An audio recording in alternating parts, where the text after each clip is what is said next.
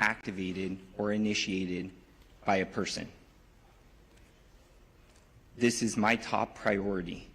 I am working all hands on deck with the Federal Emergency Management Agency's Integrated Public Alert and Warning Team. We have every technical specialist working to resolve this issue and to find the root cause. I implore everyone to not disable the messages on your phone. This is extremely frustrating, painful, and scary, but these alert tools have saved lives during this emergency.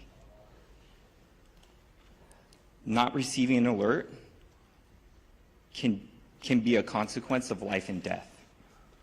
As we continue to work on the root cause, I ask everyone that gets an alert to verify if they are in an evacuation warning or order to go to alertla.org, lacounty.gov/emergency, or dial 211 for assistance. The mapping is accurate on where evacuation warnings and orders exist. Again, this is my top priority. This is the top priority of my partners at the state and at FEMA with the Public Alert and Warning Tool to resolve this issue as quickly as possible and identify the root cause. Thank you. Thank you, Kevin. Good morning, everyone. I'm going to make this very short because we've got a full list of people that want to present today. You're going to hear information from our Insurance Commissioner, Ricardo Lara. Thank you for being here, about how residents can get connected to insurance support to recover and rebuild. And I was up in the Alpine area last night, and the common question was, how do I navigate the insurance process, and will I be able to get insured again? And so I felt it was important for us to hear from our Insurance Commissioner, who's been very engaged on this issue. And then I just want to say to everyone, you know, I've been out and I've heard from my residents, and I think we've all had someone impacted by this fire. I keep saying it, you are not alone. I talk to families that have lost everything, and they don't know where to go. And as the supervisor representing that district, but also as a chair, I speak for this board.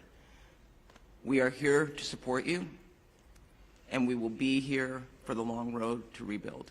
So with that, I'd like to turn it over to Mayor Bass to say a few words. Thank you, Chair Barger. All of us here are working urgently and around the clock to confront this ongoing firestorm. And when we are on the front lines, when we're in the command posts, when we're in the Emergency Operations Center, we carry with us our friends and neighbors. That is what this fight is all about. It's about those friends, neighbors, and loved ones who have fled their homes, those who have lost their homes, those who have lost their lives. To all Angelenos, we are fighting hard for each of you. So here's our city update responding to this natural disaster. LAFD battled all night on the Palisades fire, the Hearst fire, the Kenneth fire, and airdrop efforts, thank goodness, continue.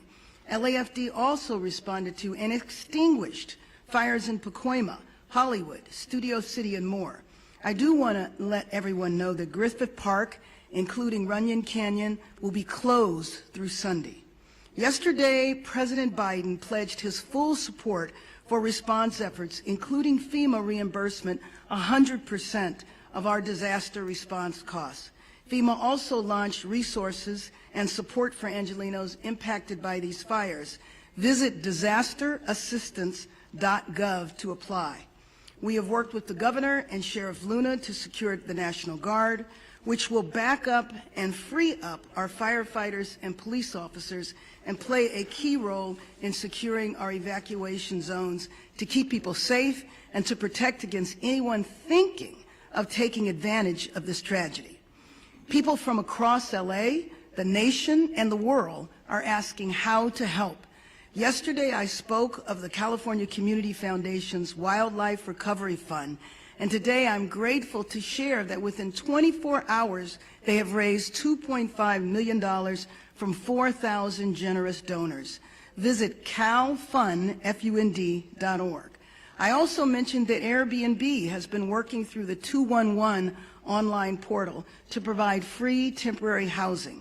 Now, the demand has been extremely high, and Airbnb has increased their commitment to providing emergency assistance for now 25,000 evacuees, first responders, and others impacted by the fires. Visit 211la.org to get connected. With so many homes and businesses lost, we are already putting plans in place to make sure that we aggressively rebuild. My office is leading the city effort to clear the way. Red tape, bureaucracy, all of it must go. This will be an enormous undertaking, but we will be ready for it because we will not rely on the old way of doing things. For this recovery, we will have, like we have done in other areas, we shake up the system and move forward with new strategies and policies. I don't believe that there is anything that Angelenos cannot do if we stand together. Thank you. Now I'd like to introduce LA County's 3rd District Supervisor, Lindsay Horvath. Good morning. I want to first start by thanking our first responders who were focused in the Topanga region yesterday and responded swiftly to the Kenneth fire. Incredible action from firefighters who are giving multiple fires absolutely everything they've got. Initial reports led our department to serious concerns, but we have the absolute best, most experienced teams leading our efforts, and even with the most challenging circumstances and terrain, they have been able to deliver. Next, I want to express my deep frustration with the alert system that is causing confusion and additional panic for our communities at this time of extreme crisis. Whatever the cause, it is unacceptable, and it is being addressed now by the county's Office of Emergency Management, as Director McGowan described. We'll be investigating what happened, how, and why at every level in our exhaustive after-action process to ensure it is corrected. There is a reason why we have redundancies in our communication system. Crises require them. Please sign up for alertla.org, visit emergency.lacounty.gov, and tune into local radio and TV. Our LA media partners have done an incredible job getting the word out, and it's why we hold these press briefings. In terms of overnight updates in the communities I represent, we had a small brush fire of under 5 acres in Pacoima that the fire department knocked out quickly, and we thank them for their bravery and their swift action. The fires continue to have air quality impacts throughout the Los Angeles County region. A smoke advisory has been extended through Friday. To limit exposure, please remain indoors as much as possible, avoid outdoor physical activity, and run your air conditioner or air purifier if you have one. The Department of Public Health's Chief Deputy, Dr. Anish Mahajan, is here and can help answer questions about air quality. The strength and resolve of Los Angeles County residents, as well as our extraordinary first responders from every level of government, as well as our private citizens from across the country and right here in our own county, will be the way we get through this unimaginable tragedy. Thank you. I'd now like to welcome up LA County Fire Chief Anthony Maroney.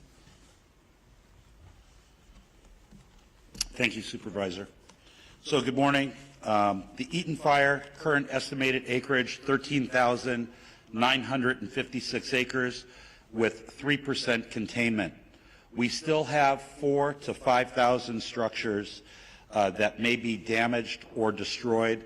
Once we do our damage inspection reports, we'll get a more accurate number for you. We currently have 1,527 firefighting personnel remaining assigned to this incident. The LA County Fire Department is in unified command with the U.S. Forest Service, the LA County Sheriffs, along with the Pasadena, Arcadia, Sierra Madre Fire Departments, and the Pasadena Police Department. Yesterday afternoon, the fire in the Eaton Canyon did make a push towards historic Mount Wilson. This observatory is okay thanks to the efforts of the firefighters and observatory staff, and no buildings have been destroyed at Mount Wilson. A firefighter did suffer a significant fall injury yesterday at the Eaton fire. He remains hospitalized. He's resting comfortably, and he's in stable condition and expected to make a full recovery. The cause of the fire remains unknown, and we will advise the media once we get the cause determined. We are appreciative to our many mutual aid partners from out of state for providing assistance to Los Angeles County in our time of need. Thanks to the increased number of resources assigned, the region is in a much better posture than we were earlier this week. And I have been advised that mutual aid resources from Canada are arriving now. The National Weather Service predicts that the red flag will continue through Friday, or continue today through 6 p.m. However, our priority is also going to be to prepare for the next red flag event that is predicted to begin on Monday. I would also like to provide a brief update on the Kenneth fire that erupted yesterday near the Victory Trailhead at the border of Ventura and Los Angeles counties. Thanks to the quick action of first responders and aerial assets, the fire has been stopped. It's currently at 1,000 acres. We have 35% containment, and no structures are reported damaged or destroyed. One important topic I want to talk about is that we did have a drone incursion yesterday at the Palisades fire. Unknown exactly what time this small drone hit the wing of our CL-415 Super Scooper aircraft that we currently have on contract from the province of Quebec. The pilots were unaware that they hit the drone. It wasn't until they landed at Van Nuys Airport that the maintenance staff noticed that there was a fist-sized hole in the leading edge of the wing inboard of the landing light. That Super Scooper will be prioritized for repair 24/7. It should be flying Monday. We only have 2 of them. Everyone should know, all of your viewers, flying a drone in the fire traffic area is not only dangerous, but it's illegal. We do have our federal partners behind the scenes are going to be implementing procedures to be able to follow drones in our 2 large fire areas, and they will be able to identify who the operator of that drone is. The most important thing to know is that if you fly a drone at one of these brush fires, all aerial operations will be shut down. And we certainly don't want to have that happen. Before I close, I would like to thank Supervisor Barger and Horvath for their unwavering support and leadership. I would also like to acknowledge the tireless efforts of first responders who continue to place themselves in harm's way to protect our residents and property. Thank you. I would now like to bring up Fire Chief Kristen Crowley of the Los Angeles City Fire Department. Thank you, Chief Maroney. So I'll just be providing a brief update of the overnight operations of our fires. So Palisades fires. This fire was currently tracked at 20,438 acres with 3,073 personnel assigned. Crews worked very, very hard overnight, strengthening our containment lines and addressing multiple spot fires in and around the Topanga Canyon area. Resources responded to the area included our air assets to aid in the containment efforts. Due to the favorable overnight weather conditions and the diligent, and I'll focus on the diligent work and effort and commitment of our first responders, we can report that the Palisades fire is now 8% contained. Wind gusts are expected to increase in daylight hours that will test our containment lines. Our firefighters will continue to respond to any flare-ups and increase our containment lines. Evacuation orders remain in place. The Hearst fire, due to more accurate mapping and acreage, has been updated to 771 acres with 37% containment. All evacuation orders and warnings have been lifted. The Kenneth fire, forward progress has been stopped with 35% containment at 1,000 acres. All evacuation orders and warnings within Los Angeles City have been lifted. I personally want to make sure that we thank and show our deepest gratitude to all of our Los Angeles City firefighters and all of our partners as we've been battling these fires for now. We're going into day 4. Thank you to LAPD for assisting us in keeping our communities safe. And lastly, thank you to all of the agencies who have come to aid during this time of help, and it absolutely does not go unnoticed. Thank you. Yeah, now, Sheriff Robert Luna. Thank you, Sheriff. Good morning to everybody. This morning we have well over 500 LA County deputies that are assisting continuous with evacuations, traffic control, security patrols, and other humanitarian efforts. They're out there. I hear people calling me. They see a lot of black and white police cars rolling with lights and siren. They're out there working. That's what they're doing. They've been actively patrolling evacuated areas and are increasing their presence to deter any burglary or looting activity that may occur. Just to summarize on evacuations for all the fires that we're dealing with, evacuations orders stand at approximately 153,000 residents that are under evacuation orders and approximately 57,830 structures at risk, and then evacuation warnings, approximately 166,800 residents under both warnings, or I'm sorry, those are just specifically for warnings. What I want to go to next, and we started talking about this last night, is a curfew. A curfew order has been established for the Palisades and Eaton fire areas in all mandatory evacuation zones. That will be in effect. It was in effect last night, and it's going to be in effect tonight at 6 p.m. So it ended at 6 a.m. this morning, will take effect again until 6 p.m. I'm emphasizing that to our media partners because part of this is communicating to the public. You cannot be in these affected areas. If you are subject to arrest. That is important. We're not doing this to inconvenience anybody. We're doing it to protect the structures, the houses that people have left because we ordered them to leave, and I want them to feel confident that we are doing everything we can to secure that.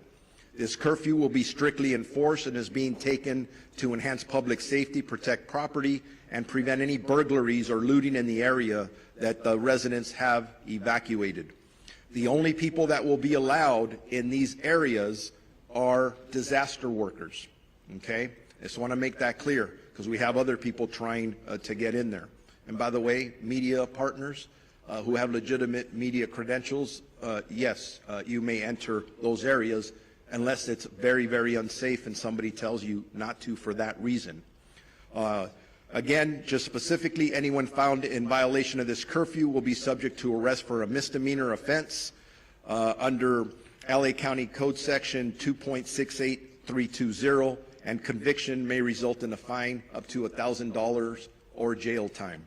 And I'm telling you right now, I know people talk about no bail, and I've given direction that if somebody's caught doing this, they are not going to get cited and released. They're going to get booked. We are not screwing around with this. We don't want anyone taking advantage of our residents that have already been victimized. The National Guard deployment. As many of you are aware, we asked for the National Guard. I'm very thankful to Governor Newsom and the State Office of Emergency Services that fulfilled that request. As of last night, we've had National Guardsmen assisting us. They arrived last night and deployed to the Eaton fire area, and we're assisting with road closures and critical infrastructure protection. As additional Guard personnel arrive, and they will be in the next 12 to 24 hours, the Sheriff's Department will strategically coordinate their deployment with other partners such as the Los Angeles Police Department, Pasadena Police Department, Santa Monica Police Department, Azusa, and Arcadia. Those are the requests we have now. That may grow. We'll adjust as time goes on. I want to make sure that if anybody needs updated information on either evacuation orders or warnings or road closures, they go to lacounty.gov/emergency. And with that, I am going to be introducing Assistant Chief Dominic Choi from the Los Angeles Police Department. All right.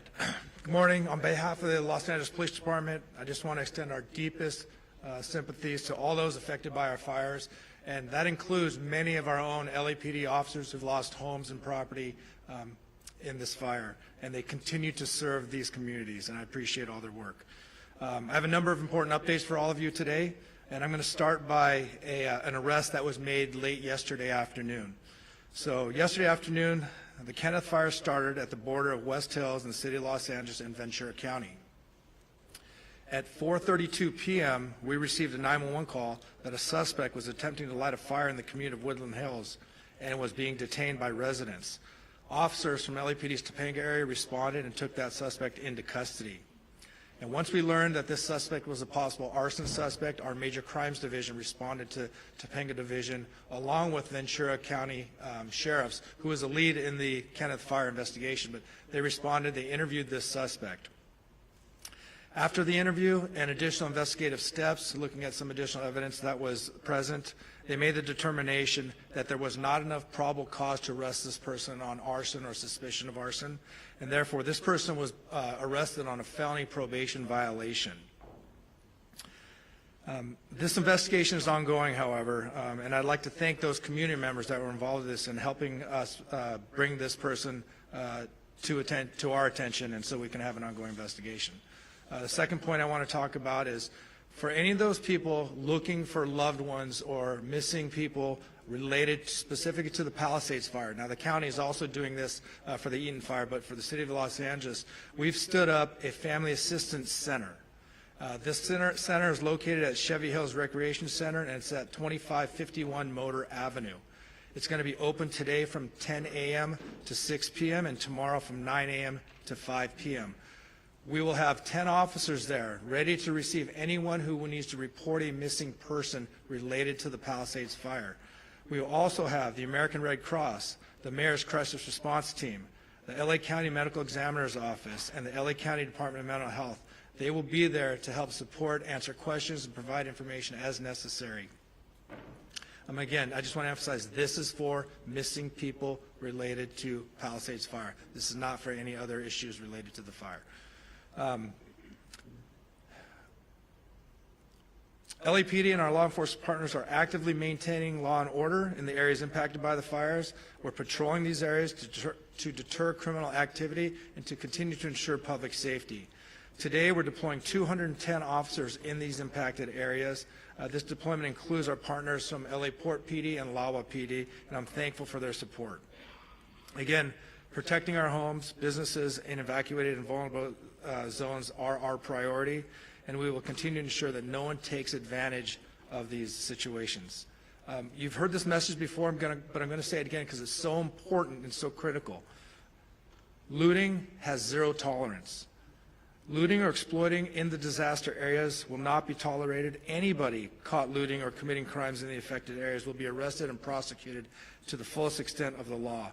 We'll remain vigilant and patrol these areas and ensure that we can mitigate any activity like this. And again, if you haven't already done so, you will start seeing in the city of Los Angeles the National Guard being deployed at the Palisades fire. Their role is going to be traffic control, managing roadways to ensure access to affected areas is restricted to authorized personnel only. They're going to be manning critical infrastructure security, as well as doing checkpoints and verifying credentials for those for ingress and egress. And lastly, these measures, controlling access, they are necessary. I just want the communities to know they are necessary for public safety and for proper community recovery. They are inconvenience, but it's something that we have to do. Residents are encouraged to call 911 if they see any suspicious activity. Law enforcement, National Guard, and other first responders are here to support this community and ensure their safety in a difficult time. Our commitment remains steadfast to restoring safety and normalcy as quickly as possible. Your cooperation and resilience from the community are greatly appreciated. Thank you. And at this time, I'd like to introduce Los Angeles County District Attorney Nathan Hochman. Thank you and good morning. The District Attorney's Office will be considering up to now 5 different types of cases that will eventually be presented from law enforcement. Let's start with arson. if it is determined that there is a man-made and intentional setting of any of the fires involved in this situation, the people who committed this arson will be arrested, they will be prosecuted, and they will be punished to the full extent of the law. Right now, obviously, law enforcement and the firefighters are focused on containing these properties, saving lives, saving homes. But eventually we will get to the causes of those fires, and in that part the DA's office will be working with law enforcement to go after anyone who is guilty of the crime of arson. Second types of crimes. If people are going to violate this curfew restriction and they get arrested, they will be prosecuted. Let me back up what the sheriff has said. In order to protect the homes of people who've been ordered to leave those homes, the sheriff, the Los Angeles Police Department, and local law enforcement is going to be working overtime to protect your home. In that way, if you violate the curfew, you will be arrested and then you will be prosecuted by the district attorney's office. Third issue, looting. Looting is a despicable crime. For the people who've already been arrested, please know that this is not going to end well.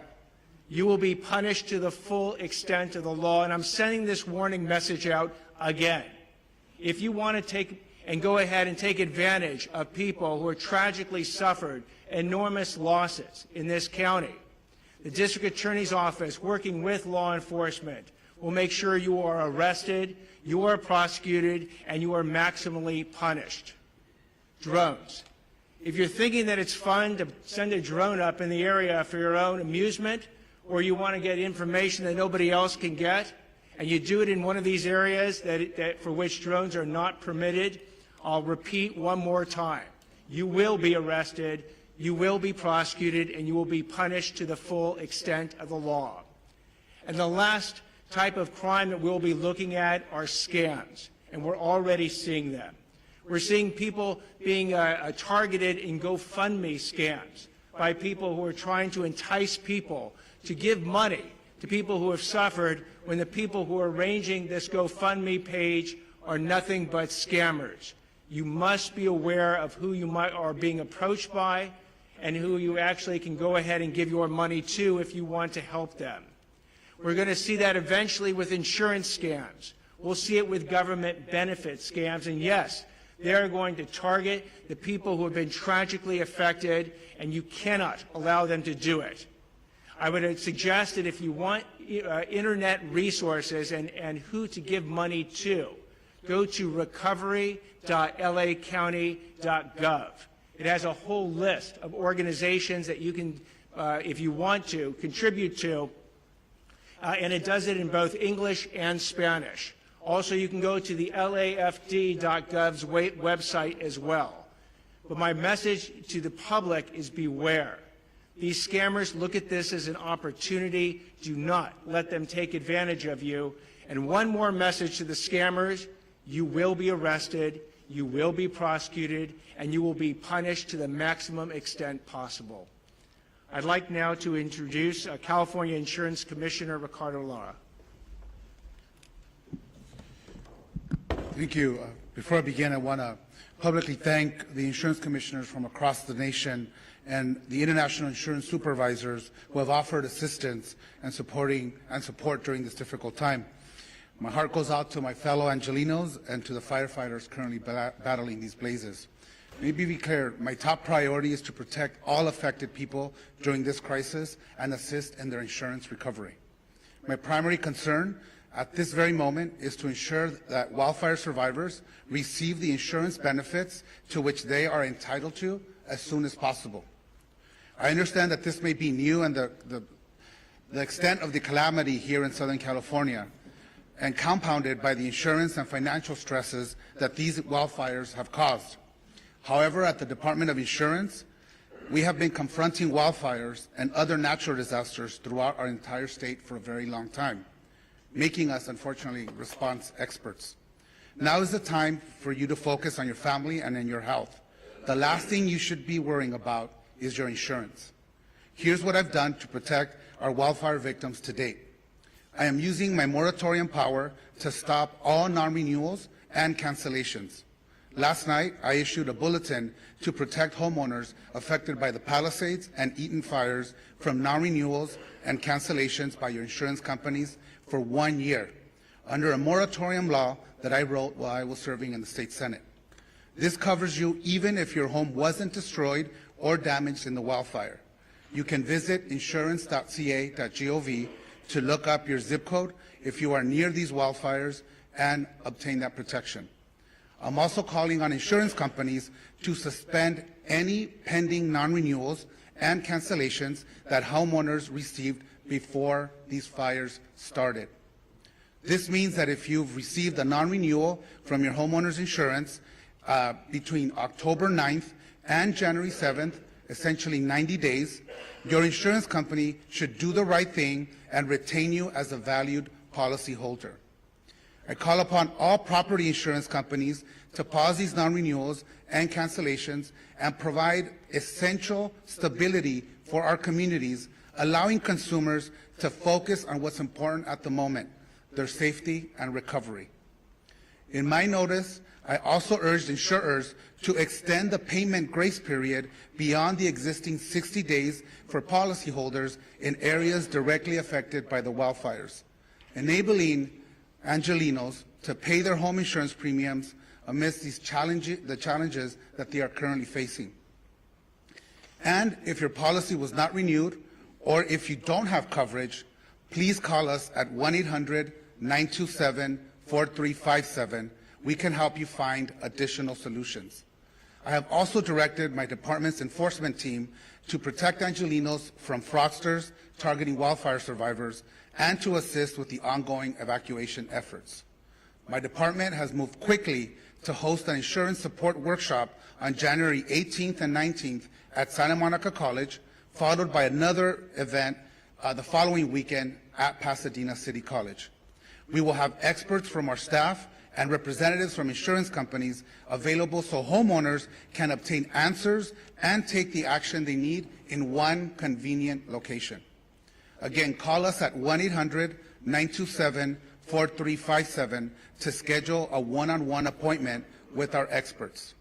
Related to health, I've issued an additional notice to all California health insurers directing them to submit emergency plans to my department. These plans must detail how they're going to ensure that consumers can continue to access essential medical care and obtain their medications in the wake of these disasters. I've been in constant communication with our county leaders, governor, the legislative leaders, and our congressional delegation to identify best ways to expedite our recovery, reduce wildfire risk, and build a more climate-resilient state and communities. Making homes and communities safer from wildfires needs to be a top priority for our state. Looking forward, I'm going to ask the governor and the state legislature to support my proposal to provide consumers with home hardening grants. We need to put money in people's hands. This measure is critical to protecting homes and improving long-term resilience against wildfire risk. We are also going to be introducing legislation to include businesses in our moratorium law. Businesses are an important consumer of insurance and the financial backbone of many communities, and they also need this vital protection. Newly enacted insurance reforms are now in effect to make insurance rates more stable and predictable. My sustainable insurance strategy mandates that insurance companies expand and maintain coverage in high wildfire areas if they are going to use forward-looking catastrophic models and incorporate the reinsurance cost in the rate making, which my department just finalized in December. Why is this important for our residents? It ensures that Californians in wildfire-prone areas retain access to insurance and brings competition back into the market and ultimately lowering the cost. Without these measures, insurance companies may continue non-renewals, leaving communities at greater risk of underinsurance and total loss of coverage. Even with these devastating wildfires, I want to be clear, I am confident that these reforms will keep us on track to modernizing our insurance market, encourage insurers to return and expand in California, and protect the solvency of our market. We remain the largest insurance market in the nation, fourth in the world. Our goal is to ensure they remain financially solvent and can honor the claim that will stabilize our insurance market in the long run. Now, let me just quickly address issues surrounding the insurer of last resort, which we call the FAIR Plan. It has become clear that reforms are necessary as the coverage maximums have not changed in 30 years.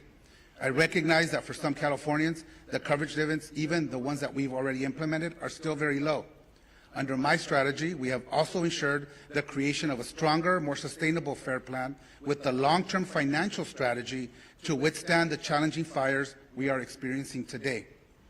Let me be clear, once the fires are brought under control, we will get data directly from the insurance industry and the FAIR Plan about claims filed, as we have that we have on all the other fires that may or may not happen. We are focused on maintaining the FAIR Plan's financial health while getting people back to the regular market where they belong. In closing, our actions are focused on ensuring that the insurance companies meet their commitments to the consumers, that Californians are protected, not just in this crisis, but beyond. We are here to help. Please call us. We speak multiple languages in whatever language you feel comfortable. Insurance can be complicated. We are here to help you decipher your policy and help you understand what your rights are as consumers. Please call us at 1-800-927-4357, or you can use our live chat feature on our website at insurance.ca.gov.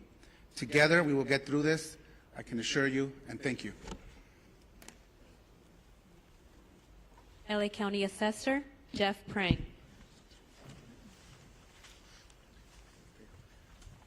Good morning. Right now, government is very focused on bringing these fires under control, but in the coming days, the focus will return to recovery. Initial reports suggest that 10,000 properties have been damaged or destroyed, with hundreds more likely to be discovered in the coming days. I appreciate that property taxes are not high on the list of things to worry about right now, as so many are focused on housing and safety, but financial issues will soon become a major issue for the victims of the fires. Under California law, if your property, your home or your business has been damaged or destroyed, you may qualify for property tax relief under the Misfortune and Calamity Program. This program allows my office to reduce your assessed value of your property, which is what your taxes are based upon, to reflect the damage. Here are the key details. To qualify, the damage needs to exceed $10,000, and you must file a claim within 12 months. Once filed, we will investigate and verify the claim, determine the cost to cure, and then reduce the assessed value effective the date of the damage occurred. The reduction remains in place until the property is repaired, rebuilt, or undergoes a change in ownership. It does seem clear that we may need legislative help to ensure maximum benefits to victims, and I'm glad some legislators are here today. We look forward to talking to them about making some of those fixes. The filing of this claim also facilitates coordination with the Treasurer Tax Collector's Office, allowing taxpayers who pay property taxes directly, that is not through an impound account with their mortgage lender, to defer their current year property taxes without incurring penalties or interest. We are working closely with our county partners to identify impacted properties and will assist homeowners and businesses through every step of this process. For all claims, we aim to do that, process them as quickly as possible. Once the tax roll is updated, the auditor controller will recalculate the taxes. If you're due a refund, it will be issued, or if taxes remain owed, an adjusted bill with new due dates will be sent. My staff, who's here, has handouts with a lot of the information these programs detailed. I did want to also emphasize that you should not pay anybody to access these services. My office provides them all for free, and we can be reached at assessor.lacounty.gov or at 213-974-3211. Thank you. Thank you. U.S. Fire Administrator Dr. Lori Moore Merrill. Good morning. Thank you. FEMA and the U.S. Fire Administration remains on the ground to support the response and recovery efforts here for these fires. And I just want to have a reminder, as the mayor said, President Biden, through a major disaster declaration, has committed to cover cost associated with these fires at 100% for 180 days. For those who are affected and individual assistance, you can go to disasterassistance.gov, or if you prefer, to call someone, speak to someone directly. It is 1-800-621-3362. Our hearts remain with those who are affected, and certainly with the firefighters who continue the fight on the front lines. Helen, I'll turn it back to you. Closing remarks by Chair Barker. Thank you. In closing, I just have to say that this is called One Voice, and it's One Voice because while it's focused on unincorporated Altadena and I know Palisades and Pasadena, we're working with our state and our federal partners to ensure that we are providing all the resources necessary. So I want to acknowledge people that are here today. Supervisor Holly Mitchell, our colleague who's here to support us. Pasadena Mayor Victor Gordo. Santa Monica Mayor Lana Negrete. Assembly Member Jess Gabriel. And Assembly Member Jessica Caloza, who are here. Did I miss anybody? I think that's... So again, I want to thank you all. And with that, we're going to take maybe one question because I know we've got to run out to Altadena, but go ahead. Okay, why don't we go, can we just, Supervisor, I'm so sorry, we'll just get a couple over here. Just 2 or 3. We'll do, by the way, we will do one-on-one interviews afterwards, okay? I will help you get the information you need. Go ahead. Thank you. My question is for Mayor Bass. Jonathan Migliotti with CBS News. Yesterday, you asked for the public's patience as you assess the response. As you well know, then millions of people receive false alarms. It's been acknowledged here in this room that many may now be deactivating their alerts on their phones. I have heard from many people who are ignoring them altogether. We have red flag warnings still in effect. They will resume again next week. There is no rain in the forecast. What are you doing at this point to earn back people's trust and to make sure these mistakes don't happen again? Well, first of all, I think that was addressed at the beginning of the press conference by Kevin McGowan. I would like that from you. I don't, you're the top official here. So let me just be clear. I am going to spend every moment that I can making sure that I am in as many areas as possible, meeting and talking to residents to see what is needed in the recovery. But I also mentioned that we're moving into recovery mode at the same time, meaning that we want to see the city rebuilt. We want to see Los Angeles come together. Let me finish. We want to see Los Angeles come together. You are deflecting from the question. You have millions of people here who get these alerts. They are ignoring them. You still have red flag warnings in effect. There is a real threat here. What is your message to your constituents who are losing faith? You started this entire... I want the residents of Los Angeles region to have faith in what we are doing 24 hours a day. I can say on behalf of our first responders from the fire department, the police department, we are doing everything we can to bring the situation under control, and success has been reported. We know that we're going to have a possible increase in the force of the winds at the beginning of next week, and getting Los Angeles prepared, doing everything we can to save lives. That is our #1 job, to protect people's homes, to protect people's businesses, and to prepare to rebuild Los Angeles in a much better way. We're going to stand united, we're going to stand together, and we are not going to allow politics to interfere, and we're not going to allow people to divide us for political gain. Thank you. Thank you, Mayor Bass. One over here. Bob DeCastro from Good Day LA, Fox 11. Just to follow up on that, because even after yesterday that errant message was sent out to Los Angeles County's some 10 million people, overnight people were still receiving many messages, and we were even fielding calls from our own newsroom from people as far as San Bernardino that were receiving calls. You have no idea why people are getting these alerts and being startled in the middle of the night when they're already on edge in the Inland Empire. Why has that happened? You have no idea. And you also asked that people verify and get onto a website. Not everybody has the ability to jump on a website when they're panicked to try and figure out whether or not this is an actual alert. Thank you, and I appreciate the thoughts you're sharing and the question. I would take a second to explain how the alert system works. There's an interface, and you activate that interface with what type of an alert you're going to send, an evacuation order, an evacuation warning, and you identify a geographical area. After you initiate that message package is sent into what is the Integrated Public and Alert Warning System aggregator. That then transitions, I'll call it for lack of better terms, into a cloud that connects with all of our cell service providers. The root cause analysis is trying to establish where along that sequence there is an error going on. And in addition to that, it is important to understand that the cellular phone towers have different reach in how they're activating the message to the cell phone. And so it's a common phenomenon that there's a term called bleed over, where a cell phone that may be in a different jurisdiction or a different area is receiving that message from a cellular tower that may be geographically in a different space.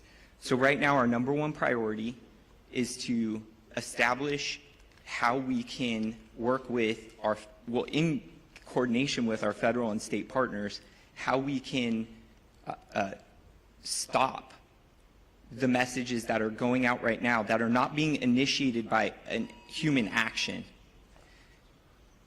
to stop that, and then understand how that occurred